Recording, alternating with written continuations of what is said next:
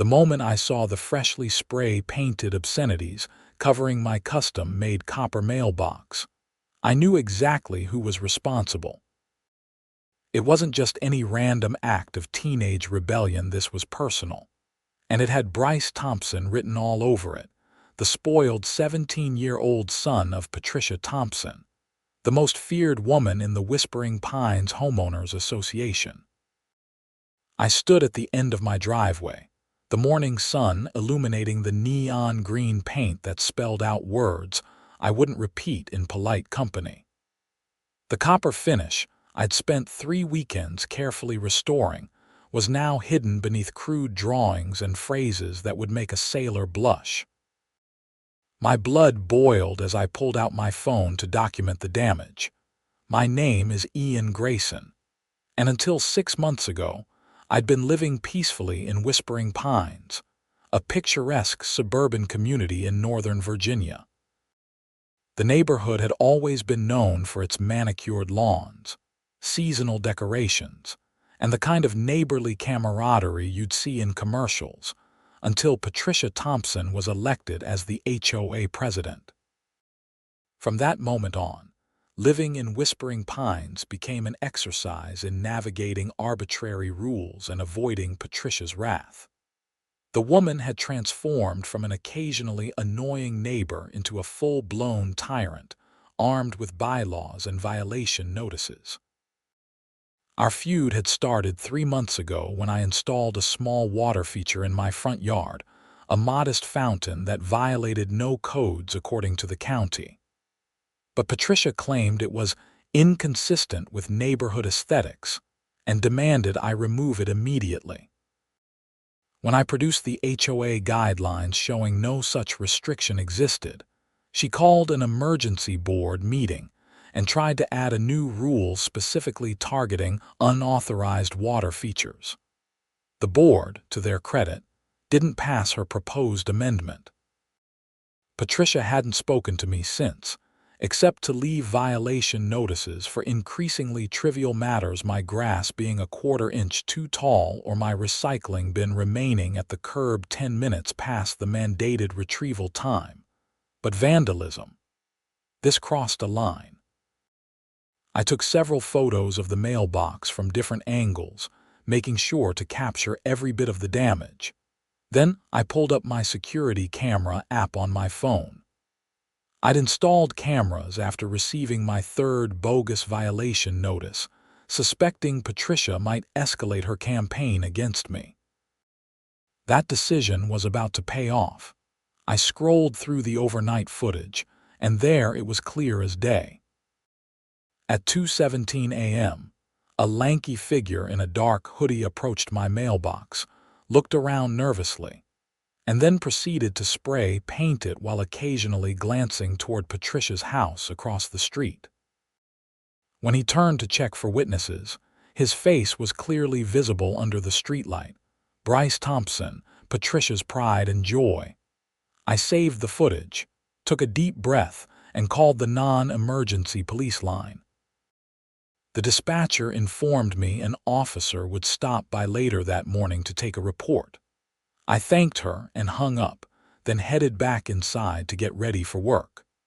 As a software developer working remotely, I had the flexibility to deal with this situation while keeping up with my job responsibilities. At around 10, a patrol car pulled into my driveway. Officer Martinez introduced himself and began taking notes as I explained the situation and showed him the vandalized mailbox. I have video evidence of who did it, I told him, pulling up the security footage on my phone. Officer Martinez watched the video carefully, his expression neutral but attentive. "That's pretty clear footage, sir. Do you know this individual?" "Yes, that's Bryce Thompson. He lives right across the street with his mother, Patricia. She's the president of our HOA and, well, we've had some disagreements recently." "I see," he said, writing in his notebook. "Damaging a mailbox is actually a federal offense since they're considered federal property. However, given the perpetrator appears to be a minor, we'll need to handle this appropriately. I'll need to speak with the young man and his parents. I nodded, appreciating his professionalism. I understand. I just want the damage addressed and to make sure this doesn't happen again. Officer Martinez headed across the street to the Thompsons' two-story colonial home. I watched from my window as he rang the doorbell. Patricia answered, her posture immediately stiffening when she spotted the police cruiser in her driveway. Even from a distance, I could tell she was switching into what the neighborhood had dubbed full Karen mode, arms crossed, chin lifted, ready to demand speaking to someone's supervisor. I couldn't hear their conversation, but Patricia's body language told the story. First came the dismissive hand wave, then the head shaking, followed by pointing animatedly in my direction. Officer Martinez remained calm, occasionally looking down at his notes. When he showed her something on his phone, presumably my security footage, Patricia's demeanor changed. Her shoulders slumped slightly before she straightened up again, this time ushering the officer inside. They disappeared into the house for about 20 minutes. I tried to focus on work, but found myself checking the window every few minutes. Finally, the front door opened, and Officer Martinez emerged with Patricia and a sullen-looking Bryce in tow. The officer walked them over to my house, knocking on my door. I opened it, maintaining what I hoped was a neutral expression. "Mr. Grayson," Officer Martinez began, "Mrs. Thompson and her son, Bryce, have something they'd like to say to you." Patricia looked as though she'd rather be anywhere else. Her normally perfectly styled blonde bob seemed slightly disheveled, and her usual confident stance had been replaced with reluctant compliance. "Mr. Grayson," she said stiffly, "Bryce has something to say to you." Bryce, a gangly teenager with his mother's blue eyes and a permanent scowl, stared at the ground. "I'm sorry for spray painting your mailbox," he muttered, clearly under duress. "Officer Martinez has explained that vandalizing a mailbox is a federal offense," Patricia added, her voice tense. "We will, of course, cover all costs associated with repairing or replacing it." I nodded, maintaining my composure. "Thank you, Bryce. I appreciate your apology." Officer Martinez cleared his throat. "Given Bryce's age and the fact this is his first offense, I've discussed options with Mrs. Thompson. Mr. Grayson, would you be amenable to handling this without pressing formal charges if Bryce makes full restitution and completes community service?" I considered this for a moment. The last thing I wanted was to saddle a teenager with a criminal record, despite how justified it might feel in the moment. "I'm open to that, officer. What kind of community service did you have in mind?" 50 hours cleaning graffiti with the county's anti-vandalism program, he replied. "And of course, full replacement of your mailbox with one of comparable quality." I nodded. "That seems fair." Patricia's lips thinned into a tight line. "Fine. We'll take care of the mailbox immediately." "Is that all, officer?" Officer Martinez looked at me. "Mr. Grayson, is there anything else you'd like to address while I'm here?"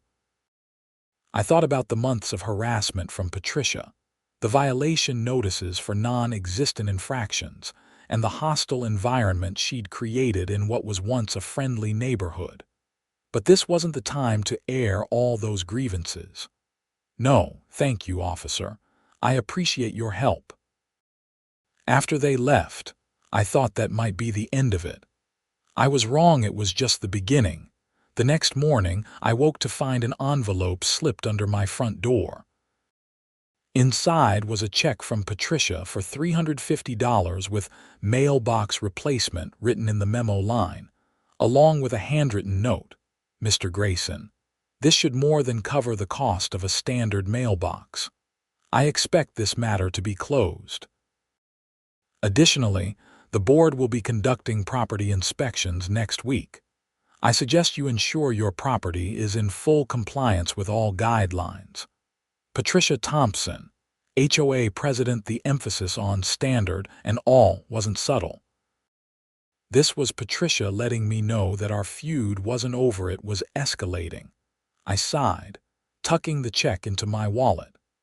My vandalized mailbox was custom copper with hand-carved details that had cost nearly $800. The $350 wouldn't come close to replacing it with something comparable, but I wasn't surprised by Patricia's lowball offer. Later that day, I ran into my neighbor Marcus Jenkins while retrieving my mail from the community cluster box. Marcus was one of the few HOA board members who regularly stood up to Patricia. "Hey, Ian," he called, waving as he walked his golden retriever. "Heard about your mailbox. That's rough, man." "News travels fast around here," I commented. Marcus chuckled. "Patricia called an emergency board meeting for tomorrow night. Says she needs to discuss recent security concerns and property value threats in the neighborhood." "Let me guess, I'm the threat."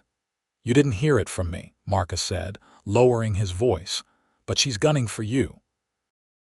Wants to implement a new rule requiring all exterior fixtures, including mailboxes, to be pre-approved by the Architectural Review Committee."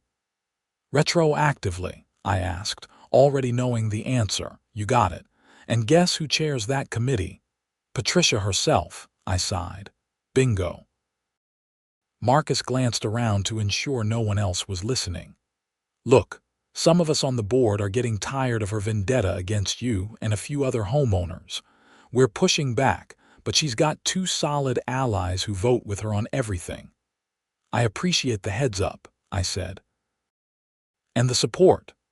Just document everything," Marcus advised. "That security camera of yours was a smart move. Patricia's walking a fine line between enforcing HOA rules and personal harassment." After Marcus left, I decided it was time to take a more proactive approach. If Patricia wanted a war, I'd come prepared with evidence. Over the next week, I replaced my mailbox with another copper one. Similar to the original but with added security features, it was coated with an anti-graffiti finish and anchored more securely. I also installed additional security cameras covering my entire front yard and driveway. The day before the HOA's property inspection, I received an email from the association. "Dear homeowner, this is a reminder that all properties must be in compliance with HOA guidelines.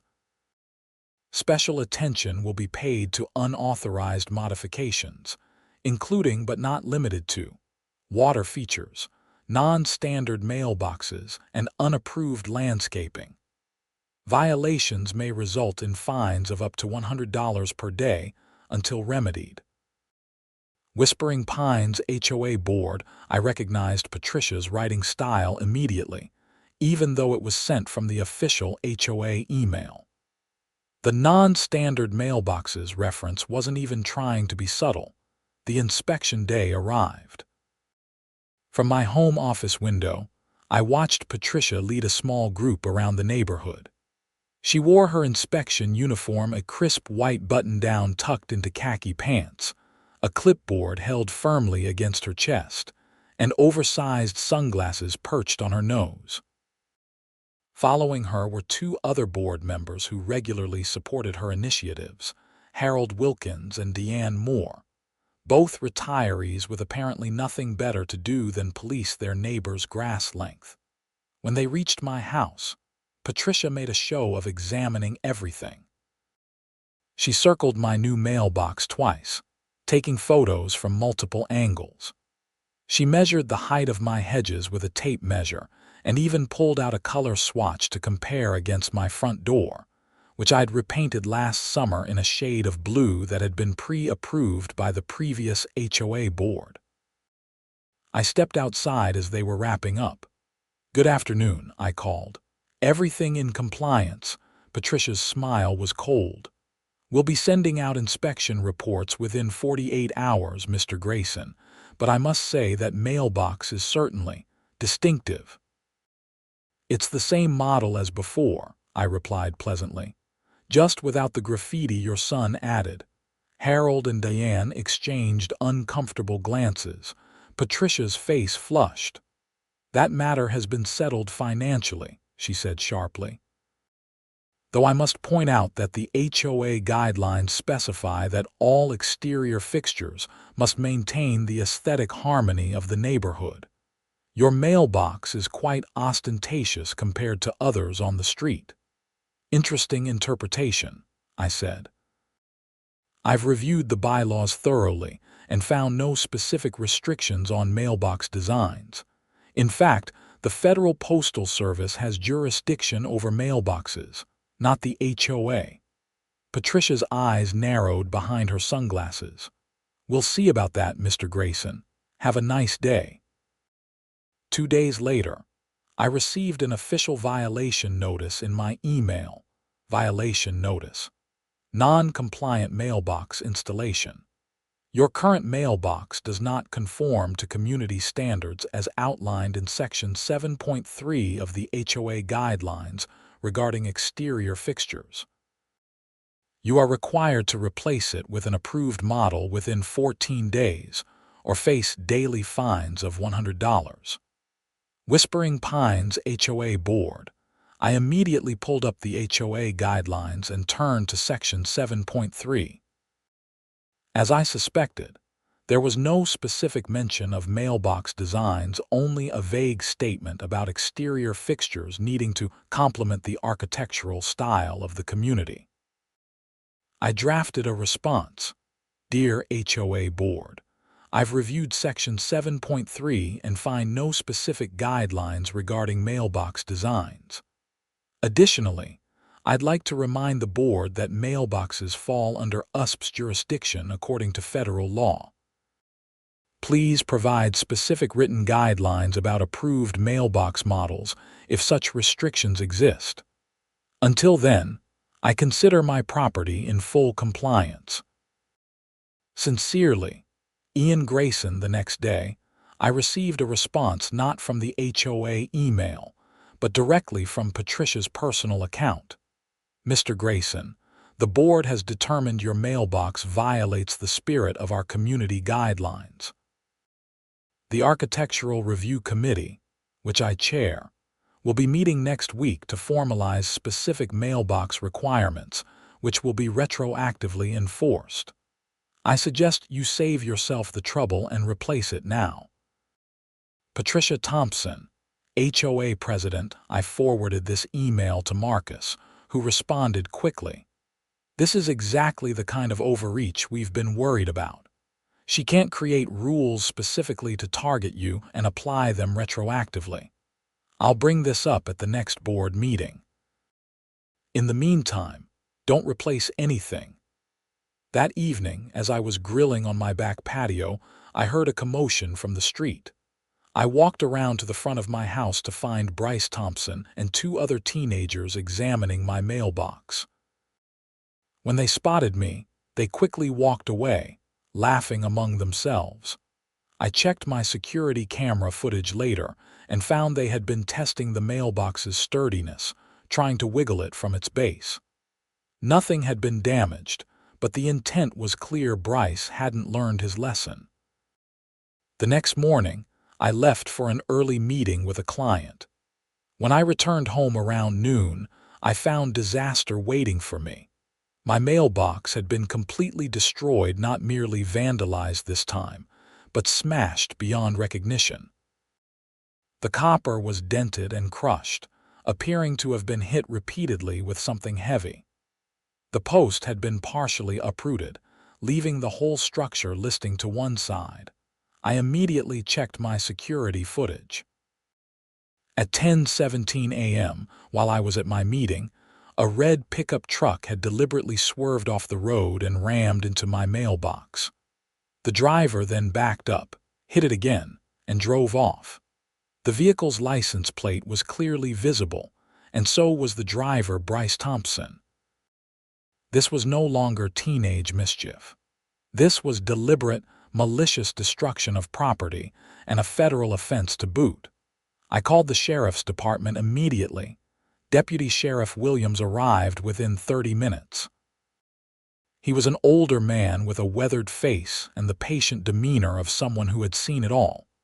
I showed him the destroyed mailbox and then pulled up the security footage on my tablet. "That's pretty clear evidence," he said, his eyebrows rising as he watched the video. "You said this is the second incident?" "Yes." I explained the previous vandalism, the settlement with Officer Martinez, and the ongoing issues with the HOA. "Destroying mailboxes is a federal offense," Deputy Williams said, "and this looks deliberate.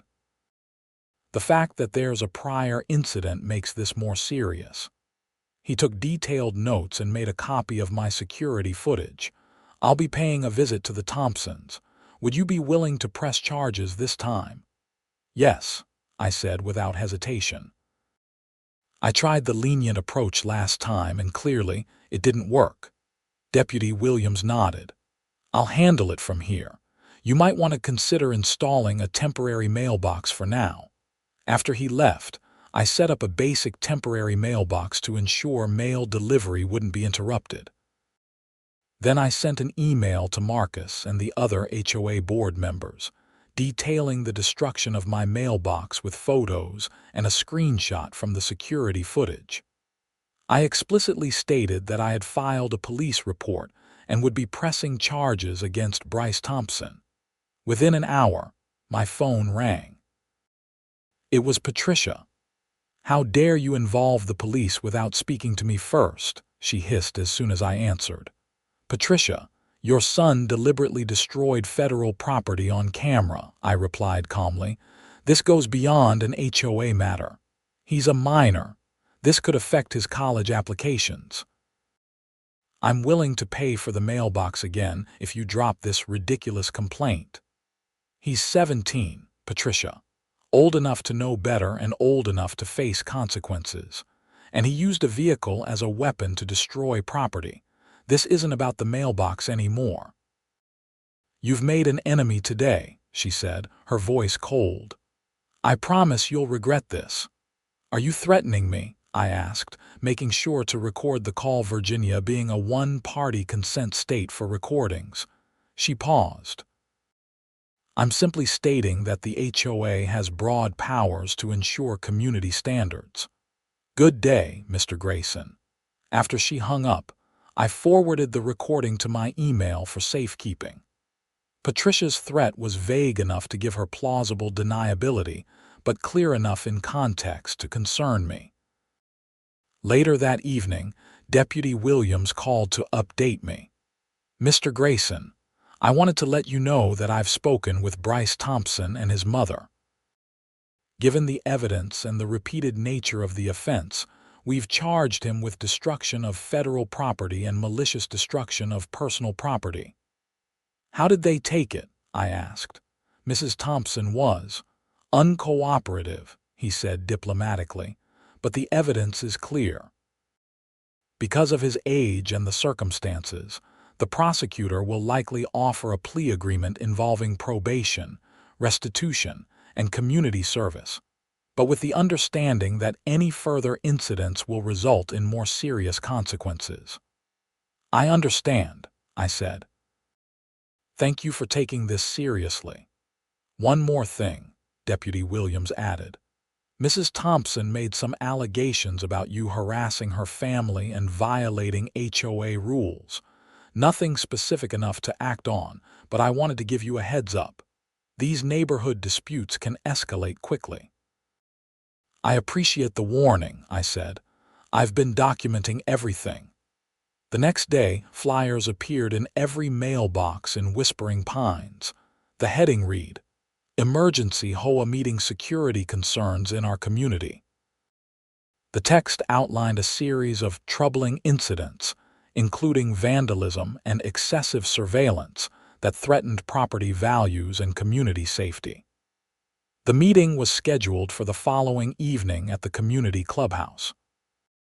I knew exactly what Patricia was doing, trying to turn the neighborhood against me before the details of her son's actions became common knowledge. I decided to attend the meeting prepared with facts. The community clubhouse was packed when I arrived. Patricia stood at the podium with Harold and Deanne seated beside her. Marcus gave me a subtle nod from the board table. I took a seat in the back, opening my laptop where I had organized all my documentation. "Residents of Whispering Pines," Patricia began, her voice projecting authority. "I've called this emergency meeting to address serious security concerns affecting our community.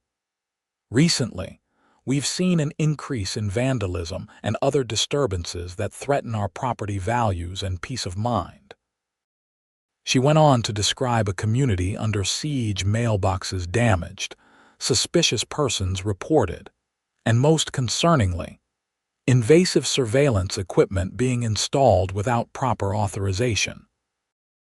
"Some residents," she continued, with a pointed glance in my direction, "have taken it upon themselves to install multiple cameras recording public areas and neighbors' properties without consent, creating privacy concerns." Marcus cleared his throat. "Patricia, could you clarify which HOA guidelines specifically restrict security cameras on private property?" Patricia faltered momentarily. "The guidelines clearly state that exterior modifications must be approved by the architectural committee." "Security cameras aren't architectural features," another board member interjected. "They're personal security devices, which homeowners have a right to install on their own property." Patricia quickly shifted tactics. "The more pressing issue is the vandalism. We need increased security patrols and stricter enforcement of curfews for minors in common areas." An older resident raised his hand. "I heard the Thompson boy was arrested for destroying someone's mailbox. Is that related to these incidents?" The room grew quiet. Patricia's face flushed. "That's a private family matter involving a minor, and it would be inappropriate to discuss specifics. The important thing is ensuring our community remains safe and our property values protected." I decided it was time to speak up. "Since my property has been directly affected by the vandalism being discussed, perhaps I can provide some context." Patricia tried to interrupt. "We're not discussing individual cases, actually," Marcus interjected. "As this appears to be the incident that prompted this emergency meeting, I think it's relevant. Mr. Grayson, please continue." I stood, addressing the room calmly. "My mailbox was vandalized twice in the past 2 weeks. The first incident involved spray paint. The second, which occurred yesterday, involved someone deliberately ramming it with a vehicle, destroying it completely. Both incidents were captured on my security cameras, which I installed legally on my own property after receiving numerous questionable HOA violations." I connected my laptop to the projector. "With the board's permission, I'd like to show the footage of yesterday's incident, which has already been provided to law enforcement." Patricia objected strenuously, but the other board members overruled her. I played the video, which clearly showed Bryce's truck swerving to hit my mailbox, then backing up to hit it again. The room erupted in murmurs as the footage ended. One resident called out, "Isn't that the Thompson boy?" Patricia stood, her face rigid with anger. "This meeting is about community security, not personal vendettas.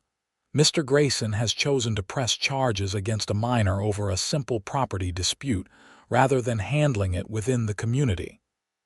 "A simple property dispute," I replied, keeping my voice level. "This is the second time my property has been deliberately damaged by the same individual. Destruction of a mailbox is a federal offense, and this occurred after Mrs. Thompson, as HOA president, singled out my property for special scrutiny and sent me violation notices about my mailbox that cited guidelines that don't actually exist." I displayed the emails and violation notices I'd received, along with the relevant HOA guidelines showing no specific mailbox restrictions existed. It appears, I continued, that after failing to force me to remove my legally installed mailbox through HOA channels, other methods were employed. The meeting devolved into chaos after that. Several residents spoke up about receiving similar bogus violation notices from Patricia. Others expressed concern about selective enforcement of rules. Marcus called for an official review of all recent HOA actions and violations. Patricia attempted to adjourn the meeting, but the board voted to continue without her.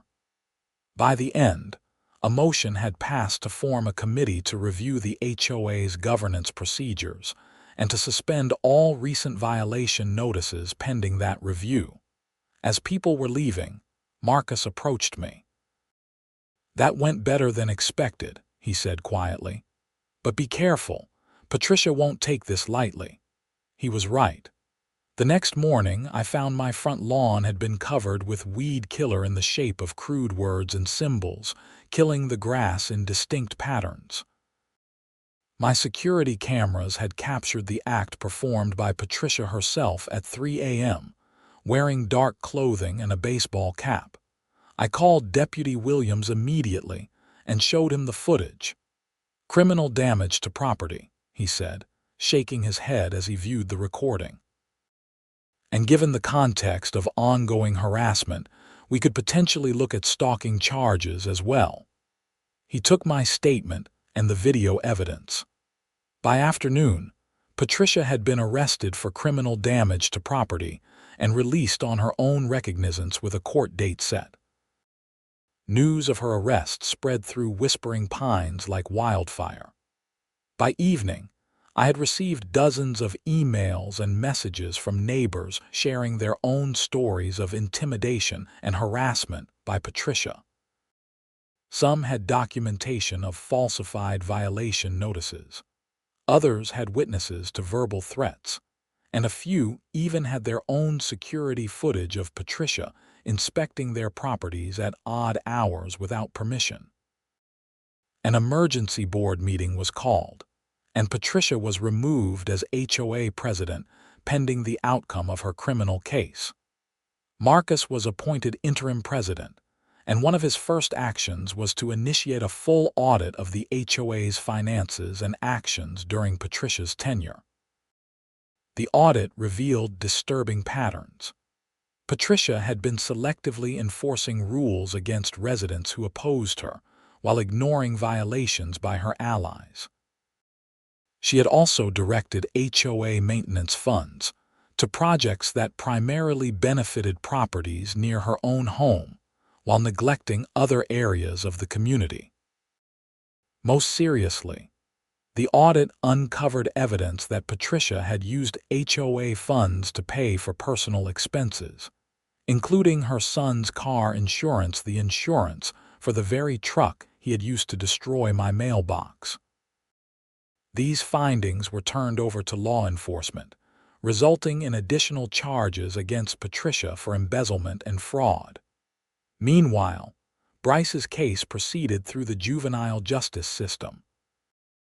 Given the evidence and his prior incident, he was placed on probation for 2 years, ordered to pay full restitution for my mailbox, $800 plus installation costs, and required to complete 200 hours of community service.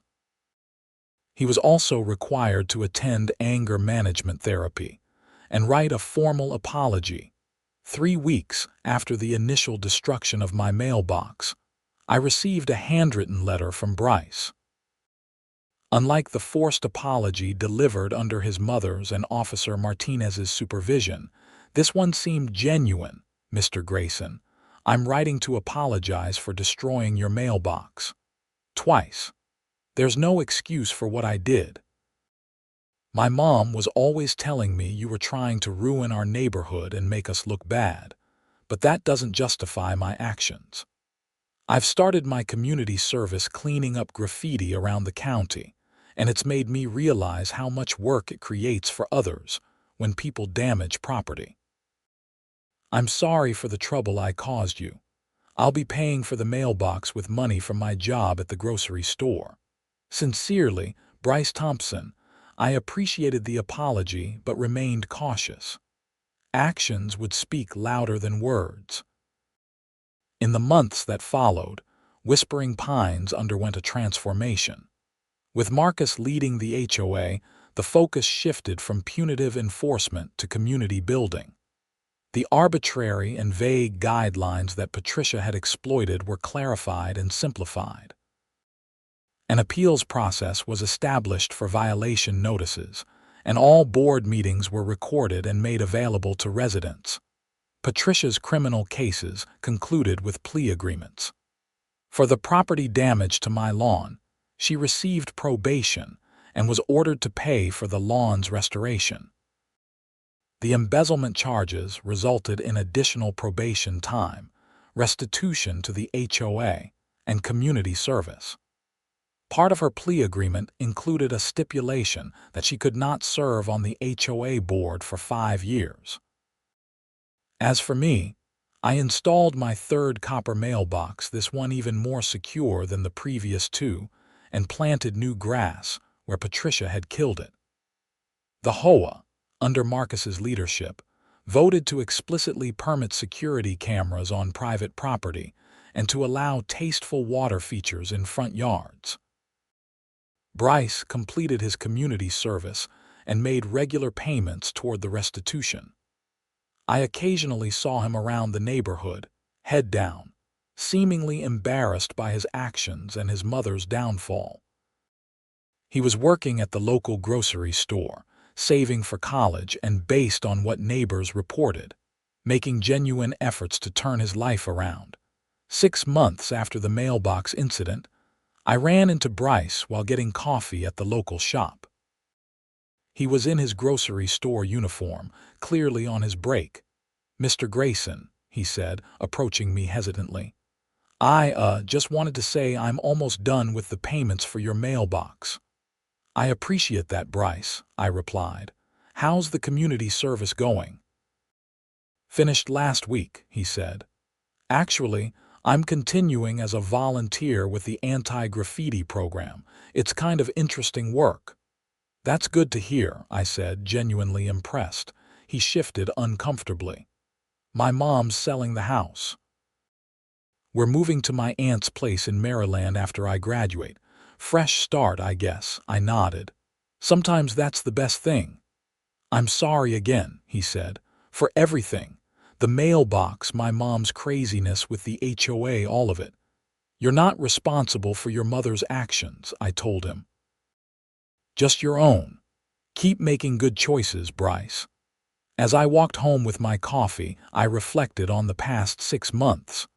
What had started as a simple disagreement about a water feature had escalated into vandalism, property destruction, and criminal charges.